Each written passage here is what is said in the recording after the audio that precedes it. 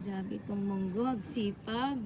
Kakukuha ko lang kahapon ng mga iniwan ko. Ang bilis oh. Parang sinusundot.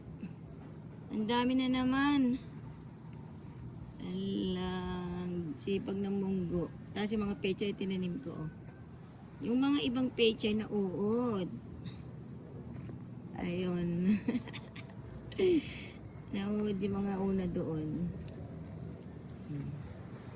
Tapos yung talong, 2 puno lang ang nabuhay oh. Ewan ko kung tama yung isa kasi nilipat ko lang. Ewan, nahulog ko. Hindi. Nagkamali ata si Mito na kuha ata nung unang tumubo. Kala niya damo. Ito yung okra. Hindi ko na nilipat dahil nandito na sila. Ayan oh. May bunga na.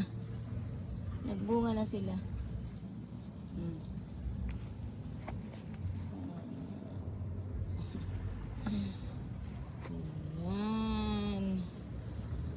Natutuwa si Toby. Dahil nagbunga na. Yung mga pinya doon, lahat may bunga na rin. Yung masaluyot dried na. Ikakatings ko sila para magsanga ng fresh. Yung mga ampalaya. Busog na busog kami ng ampalaya. Ayun.